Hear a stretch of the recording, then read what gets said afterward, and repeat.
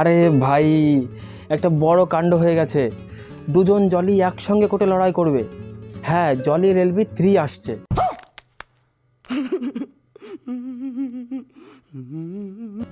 আর আমি এখন এটা বুঝতে পারছি না যে একটা জলি থাকলে তাতেই তো মুশকিল, তার উপর আবার দুইজন জলি।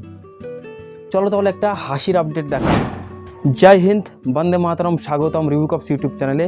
আমি তন্ময়, রিভিউয়ের দুনিয়াতে সবাইকে স্বাগত জানাই। জলি এলএলবি এর 3rd চ্যাপ্টার মানে জলি এলএলবি 3 আসছে এই বছরেই 19শে সেপ্টেম্বর। ডিরেক্টর সুভাষ কাপুরের এই ফিল্মে অক্ষয় কুমার আর আরশাদ ওয়ারসি দুজনেই জলি। একজন বড়সড় কেস হ্যান্ডেল করে আর একজন ছোটোখাটো ট্রিকে যেতে।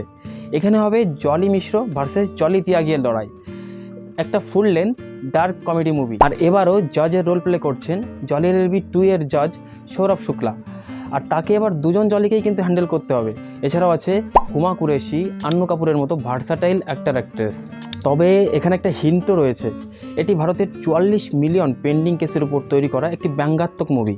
তবু যেখানে অক্ষয় কুমার আর আরশাদ রয়েছে সেখানে তো কমেডি ভরপুর পাওয়া যাবে। ভারতের জুডিশিয়াল সিস্টেমের উপর এই ফিল্ম একটা মিরর।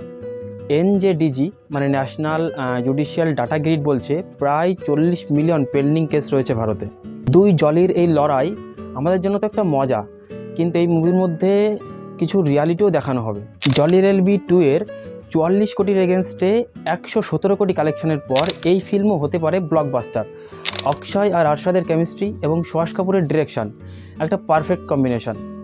তাহলে আর কি, এখনকার মতো কোড অ্যাডজান্ট। আবার দেখা হবে অন্য কোনো নিউজের সাথে। ততক্ষণ হাসতে থাকো আর দেখতে থাকো রিভিউ কপস ইউটিউব চ্যানেল। আর এই দুই জলিয়ের কমেডি নিয়ে তোমরা কি ভাবছো কমেন্টে জানিও। ভিডিওটি ভালো লাগলে সাবস্ক্রাইব করো, বেল আইকন প্রেস করো আর শেয়ার করো। জয় হিন্দ, বন্দে মাতরম।